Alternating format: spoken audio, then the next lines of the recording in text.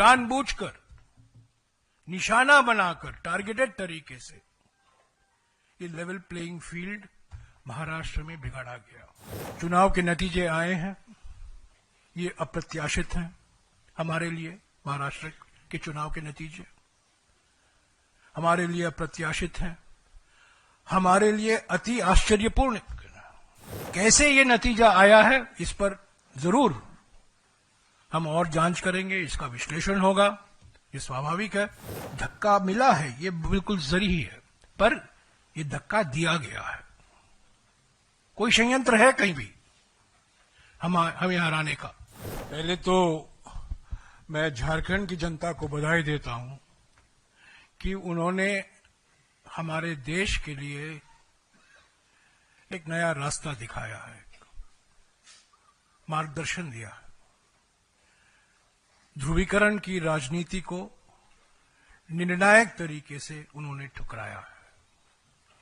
क्या क्या नहीं कहे गए चुनावी अभियान के समय।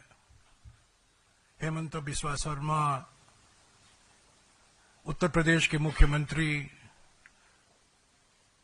केंद्रीय कृषि मंत्री शिवराज सिंह जी चौहान, खुद गृह मंत्री और प्रधानमंत्री ने क्या क्या नहीं कहा। और सारा चुनाव झारखंड में सिर्फ एक मुद्दे और एक शब्द पर लड़ा गया, और वो है घुसपैठी। भय पैदा करने की खूब प्रयास की गई, पर एक निर्णायक तरीके से झारखंड की जनता ने अपना जवाब दिया है। हम जनता को बधाई देते हैं, और मैं समझता हूं ये सारे देश के लिए एक सकारात्मक संदेश मिलता है कि ध्रुवीकरण की राजनीति को हराया जा सकता है, और हम हराकर ही रहेंगे। महाराष्ट्र के बारे में जैसा कि पवन खेरा जी ने कहा, इसमें कोई दो राय नहीं हो सकती कि टारगेटेड तरीके से, निशाना बनाकर ये लेवल प्लेइंग फील्ड जो होता है, जो बार बार चुनाव आयोग इस शब्द का इस्तेमाल करता है, इसीलिए हम उसी शब्द का इस्तेमाल कर रहे हैं, level playing field. Level playing field को बिगाड़ा गया है, जानबूझकर, निशाना बनाकर, टारगेटेड तरीके से ये लेवल प्लेइंग फील्ड महाराष्ट्र में बिगाड़ा गया। चुनाव के नतीजे आए हैं, ये अप्रत्याशित हैं हमारे लिए। महाराष्ट्र के चुनाव के नतीजे हमारे लिए अप्रत्याशित हैं, हमारे लिए अति आश्चर्यपूर्ण। और मैं समझता हूं ये भी कहा जा सकता है ये अकथनीय है। इसका कोई समझने की कोशिश करेगा वो समझने नहीं पाएगा। कई लोग विश्लेषण कर रहे हैं सुबह से, विकास की जीत हुई है। अकथनीय मीन्स इनएक्सप्लिकेबल। सुबह से विश्लेषण चल रहा है कि विकास की जीत हुई है, और एक एनसीपी अजीत पवार के नेता ने कहा है कि कांग्रेस पार्टी का जो फेक नैरेटिव था लोकसभा के चुनाव के समय, उसको महाराष्ट्र की जनता ने ठुकराया है। ये बिल्कुल गलत है, इसमें कोई संदेह नहीं होनी चाहिए किसी के मन में कि जो हमारा लोकसभा चुनाव में जो एजेंडा था, जो हमने मुद्दे उठाए थे, आर्थिक असमानता, सामाजिक ध्रुवीकरण, संविधान की सुरक्षा, जाति जनगणना, और ये जो मोडानी घोटाले हैं, ये मुद्दे आज भी उतना महत्व रखते हैं और रखेंगे जब लोकसभा चुनाव के समय हमने उठाया था, हमारे नेताओं ने उठाया था, कांग्रेस अध्यक्ष ने उठाया था, राहुल जी ने उठाया था। जाति जनगणना, 50% आरक्षण की सीमा, अनुसूचित जाति, अनुसूचित जनजाति और ओबीसी वर्गों के लिए, मोडानी घोटाला, ये सब मुद्दे रहेंगे। और हम समझते हैं महाराष्ट्र की जनता ने इसको ठुकराया नहीं है। कैसे ये नतीजा आया है, इस पर जरूर हम और जांच करेंगे, इसका विश्लेषण होगा, ये स्वाभाविक है। पर आज हम ये कह सकते हैं कि जो जीता है उनको भी ये अनुमान नहीं था कि ये नतीजा आएगा।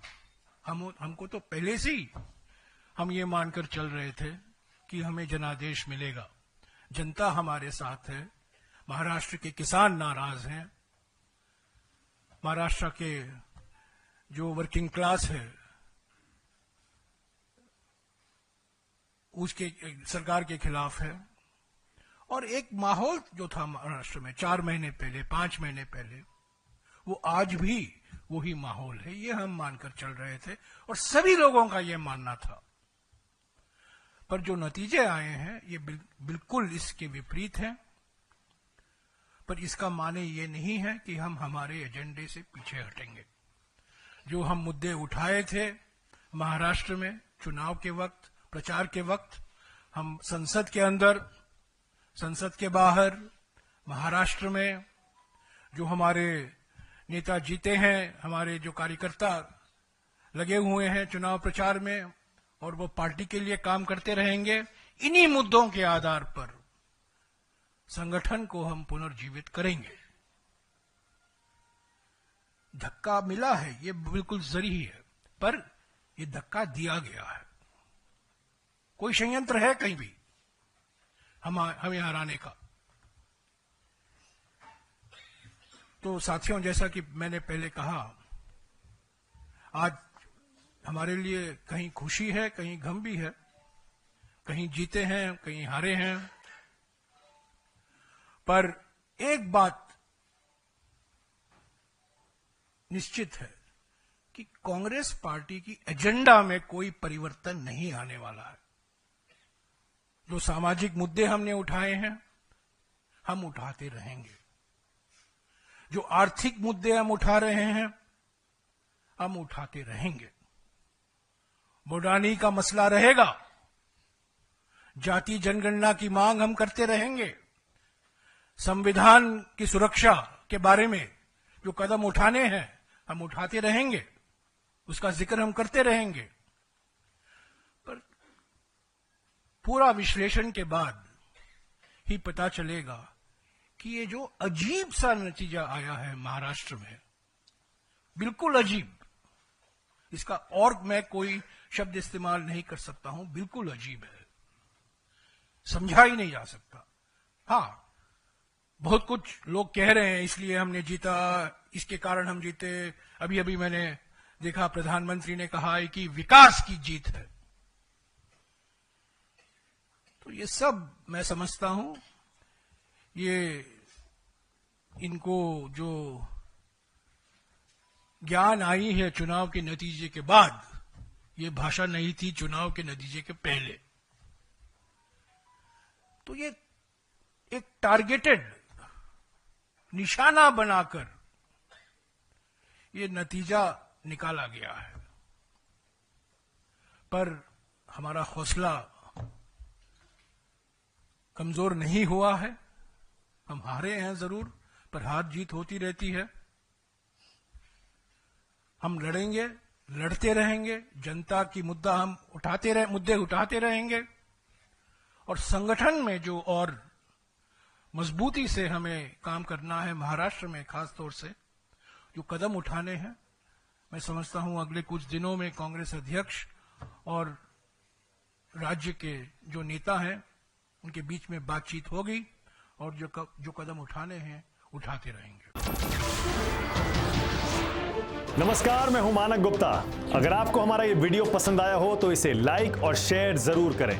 और हां, हमें सब्सक्राइब और फॉलो करना ना भूलें ताकि आप देश और दुनिया की कोई खबर मिस ना करें। तो जुड़े रहिए हमारे साथ और देखते रहिए न्यूज़ 24।